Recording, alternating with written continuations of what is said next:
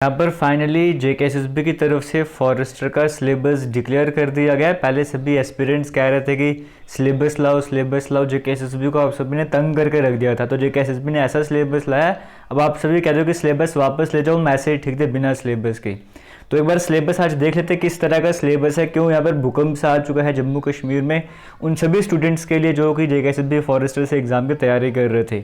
और social forestry worker वाले कह रहे हैं हम तो यार बच गए, यहाँ पर उनका सिलेबस तो थोड़ा ठीक ठीक निकला, मतलब उनका ईजी निकला है। तो सिलेबस एक बात देख लेते हैं। सोशल फॉरेस्ट्री वर्कर की बात करेंगे, बेसिक सा सिलेबस अभी दूसरे यूट्यूब चैनल पर भी डिस्कस करा है। ये वही क्लास 4 एमटीएस की तरह सिलेबस था, ये ईजी रहने वाले, इसमें किसी तरह की डिफिकल्टी आपको नहीं आने वाली। हम बात करने वाले हैं फॉरेस्टर के सिलेबस की, और इसमें ये क्या ऐड कर दिया डिसीजन मेकिंग वाला, ये क्या इसमें आने वाला है, यूपीएससी का कहाँ पर यहाँ पे ऐड कर दिया है।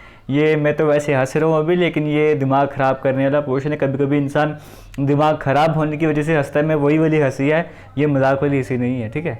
तो ज़्यादा गुस्सा मत होना कि एक तो हमारा हालत ख़राब है और ऊपर से यहाँ पे हंसे जा रहे हैं। सबसे पहले 120 नंबर का ये रहने वाला है, टाइम आपको 2 घंटे का मिलने वाला। आप तो 5 घंटे मिल जाए तो भी कुछ नहीं होने वाला है यहाँ पर। 120 नंबर का, उसमें सबसे पहले साइंस का क्वेश्चन आपको देखने को मिलेगा।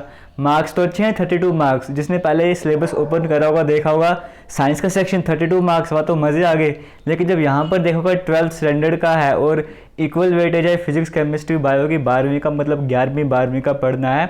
जनरली किसी भी कम्पिटिटिव एग्जाम की आप तैयारी करते हो, ग्रेजुएट लेवल के एग्जाम क्यों ना हो, 10th लेवल का आपका साइंस का पोर्शन रहता है। और हाँ, बीच में एडिशनल टॉपिक ऐड कर दिए जाते हैं, इकोलॉजी वाला, इन्वायरमेंट वाला, बायोडाइवर्सिटी, तो हाँ समझ आता है। यहाँ पे पूरा 11वीं 12वीं के लेवल का फिजिक्स केमिस्ट्री बायो आपको रहने वाला, तो ये दिमाग ख़राब करने वाली चीज़ है। अगर पूरे फॉरेस्टर का एग्ज़ाम होता उसमें सिर्फ यही पोर्शन होता तो भी स्टूडेंट्स को टेंशन पड़नी थी। और यहाँ पर ये तो एक छोटा सा हिस्सा है 32 मार्क्स का, बाकी बाढ़ अलग से आ रही है। यहाँ पर सिलेबस की कंटेंट की बाढ़ अलग से आने वाली है, तो वो सब कुछ भी हम कवर कर लेते हैं आगे। जैसे आपको मैं पहले क्लियर कर दूं, हमारा कोर्स भी चल रहा है जेकेएसएसबी फॉरेस्टर वाला। तो अभी फ़िलहाल वो चाहे सिलेबस इतना वास्ट रहने वाला है, लेकिन कोर्स वही 500 के आसपास ही रहने वाला है। फिलहाल डिस्काउंट चल रहा है, तो कमेंट सेक्शन में लिंक मिल जाएगा, वहाँ पर जाके आप ज्वाइन कर लेना। अभी सिलेबस के हिसाब से वीडियोज़ वहाँ पर ऐड होना स्टार्ट हो जाएंगी। तो डिस्क्रिप्शन बॉक्स में कमेंट सेक्शन दोनों जगह आपको लिंक मिल जाएगा। पहले साइंस का सिलेबस आपको ये देख के ही दिमाग ख़राब हो रहा होगा, तैयारी करना तो दूर की बात है, मोटिवेशन मिलनी, सोच रहे थे कि सिलेबस आएगा मोटिवेशन मिलेगी, यहाँ पे डिमोटिवेशन मिल रही है। सेक्शन बी की बात कर लेते हैं। लेकिन भाई जिसको तैयारी करनी है, अब ये नहीं कि सिर्फ आपके लिए, जितने भी बच्चे एग्ज़ाम देने जा रहे हैं उन सभी के लिए ये सिलेबस रहने वाला है। तो अब ये ना हो कि आप सोचो यार 500 रुपये तो चल जाएगा, किसी और फॉर्म के लिए अप्लाई कर लेंगे, वो बिल्कुल मत सोचना। लेकिन अगर आपने अप्लाई करा, अगर करना चाहते हो तो कर लो। तो फिलहाल हम सेक्शन बी की कर लेते हैं, क्योंकि भाई वहाँ पर अगर कोई जानवर वगैरह आएगा तो उसको ट्रिग्नोमेट्री तो आपको सिखानी ही पड़ेगी ना, कि कैसे किस एंगल में जंप करेगा तो सही रहने वाला है। ये चार्ट देखा कर, कितने लोग यहाँ पे विजिट कर रहे हैं तो उस चार्ट के हिसाब से शिकार किया कर। वो सब कुछ प्रॉफिट लॉस सिखाना ज़रूरी है शेरों को। तो जो हिरन वगैरह आएंगे कि तुम्हें कहाँ प्रॉफिट है कहाँ लॉस है, तो तुम्हें तो अच्छे से पढ़ना पड़ेगा, ये सब कुछ डिटेल में कवर करना पड़ेगा, साइंस उन्हें समझानी पड़ेगी। तो सेक्शन बी की बात करेंगे, न्यूमेरिकल मैथमेटिक्स है। इसमें पहले लिख दिया एक छोटी सी लाइन में बेसिक न्यूमेरिकल एबिलिटी, बस कहानी खत्म। आगे इतने सारे टॉपिक और ऐड कर दिए हैं, लेकिन बेसिक न्यूमेरिकल एबिलिटी में तो आपको सब कुछ पढ़ना है। परसेंटेज हो गया, रेशियो प्रोपोर्शन हो गया, एवरेज हो गया, अपना ये बोर्ड मास, सब कुछ आपको पढ़ना है इसमें बेसिक न्यूमेरिकल एबिलिटी में। तो इतना बड़ा सिलेबस एक छोटी सी लाइन में ख़त्म कर दिया और आगे और भी ऐड करा हुआ है। फिर डाटा इंटरप्रिटेशन अलग से आ गया, प्रॉफिट लॉस अलग से आ गया, कंपाउंड डिस्काउंटिंग, मेंसुरेशन अपने आप इतना बड़ा टॉपिक है वो अलग से आ गया, ज्योमेट्री और ऐड कर दिया, ट्रिग्नोमेट्री, प्रोबेबिलिटी वगैरह। ये तो मतलब एक तरीके से ऐसे है कि तुम्हें तिहाड़ जेल में नहीं काले पानी की सज़ा दे रही है तुमको। और डिमांड करो सिलेबस कब आएगा, सिलेबस आएगा, अपने हिसाब से लाने देते हैं उनको सिलेबस। सेक्शन सी की बात कर लेते हैं। सेक्शन सी में आपको ये मतलब एसएससी भी इतनी हालत ख़राब नहीं करते जितनी इन्होंने कर दी है। जनरल नॉलेज का इससे अच्छा आप यूपीएससी की तैयारी कर लोगे, वो भी बेटर रहने वाला है आपके लिए। जीके का सेक्शन है, करंट इवेंट्स, करंट अफेयर्स, भाई वो तो सिंपल सी बात है, किसी भी कम्पिटिटिव एग्जाम में होते हैं नो डाउट।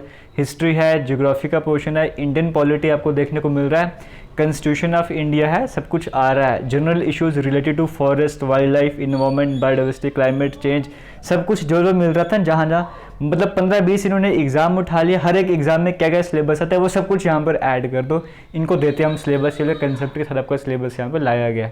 तो ये वाला पोर्शन भी यहाँ पर ऐड कर दिया। फिर उसके बाद logical reasoning and analytical ability, पता नहीं क्या, तो सब कुछ रीजनिंग का पूरा सिलेबस आपको कवर करना पड़ेगा। मैथ भी 32 मार्क्स का था, ये इतना बड़ा पोर्शन जनरल अवेयरनेस का 24 मार्क्स का कर दिया है। और रीजनिंग जहाँ पे बच्चे स्कोर कर सकते थे वो उठा के 16 नंबर की कर दी है। अगर इतना सिलेबस ऐड कर दे तो जम्मू कश्मीर का पोर्शन भी थोड़ा सा ऐड कर दे, 4-5 नंबर का जम्मू कश्मीर की हिस्ट्री पॉलिटी। पता नहीं क्यों वो भूल गए फॉरेस्टर की पोस्ट है, जम्मू कश्मीर के जंगलों में रहना है तो जम्मू कश्मीर के जंगलों में वाइल्ड लाइफ वगैरह, वहाँ की इन्वायरमेंट वगैरह, क्लाइमेट वगैरह वो सिलेबस में डाले ही नहीं है। बाकी सब कुछ डाल दिया उठा उठा के। तो decision making and problem solving ये तो बनता है भाई, तुम वहाँ पे रहने जा रहे हो, वहाँ पे वर्क करने जा रहे हो, डिसीजन मेकिंग प्रॉब्लम सॉल्विंग जरूरी बन जाता है। अब इसमें क्या रहने वाला, ये इग्नू के सिलेबस में भी रहता है, यूपीएससी के सिलेबस में भी रहता है। इसके 1-2 में आपको एमसीक्यू आज की इस वीडियो में ही डिस्कस कर ले तो आपको समझ आ जाएगा डिसीजन मेकिंग प्रॉब्लम सॉल्विंग में रहता क्या है, यहाँ पे किस तरह के एमसीक्यू आते हैं। जैसे 1-2 में आपसे प्रीवियस ईयर क्वेश्चन डिस्कस कर लेता हूँ, मैं बोलूँगा, बोल के बताऊँगा, क्वेश्चन आपने सुनना है और उसका आंसर मुझे बताना है। क्वेश्चन में कहा गया you are travelling in a crowded bus, आप एक क्राउडेड भीड़ वाली बस में ट्रैवल कर रहे हो, and you see that an old lady standing, और तुम देख रहे हो कि ओल्ड लेडी वहाँ पे खड़ी है बस में, and some young boy sitting on the seats reserve for the ladies, कुछ लड़के हैं जवान हैं तो वो सीट में बैठे हुए जो कि रिजर्व सीट होती हैं। What would you suggest to them, तुम उन्हें क्या सजेस्ट करोगे। ऑप्शन नंबर ए में कहा गया go and ask them to leave the seat for old lady, तुम जाओगे और बोलोगे कि वो खड़ी होने के लिए जगह छोड़ दो। सेकंड में कहा गया request them to leave the seat for old, तुम उनसे रिक्वेस्ट करोगे कि वो ओल्ड लेडी उनके लिए सीट है तो छोड़ दो यहाँ पर। थर्ड में कहा गया tell them that it is a reserved seat so they should leave it, उन्हें बताओ कि रिजर्व्ड सीट है से तुम्हें छोड़ देना चाहिए। और डी में कहा गया ask someone else to vacate the seat, और किसी और को जाके बोलोगे कि भाई की जगह ये तो छोड़ नहीं रहे बेशरम है, तुम जाके सीट छोड़ दो। तो यहाँ से क्या ऑप्शन आप टिक करोगे। और यहाँ पे जो ऑप्शन नंबर सी है कि उन्हें बोलोगे सीधा सीधा, आप ये नहीं कि तुम उनसे रिक्वेस्ट करना स्टार्ट कर दो, सीधे जाके बोलोगे रिजर्व सीट है लेडीज़ के लिए, सीट छोड़ो निकलो आगे, उनको बैठने दो जिनकी सीट है ना, क्योंकि यही डिसीजन मेकिंग है जो राइट है, वो आपको जो सही बात है वो आप वहाँ पर जाके बोलें, रिक्वेस्ट करने की जरूरत है, यहाँ पर नहीं रहने वाले। इसका मतलब ये नहीं कि उनको 3-4 मुक्के मार के उठ जाए यहाँ से रिजर्व सीट है, नहीं, बात आराम से करें लेकिन जो है उस हिसाब से बात करनी, अपने हिसाब से नहीं चलना।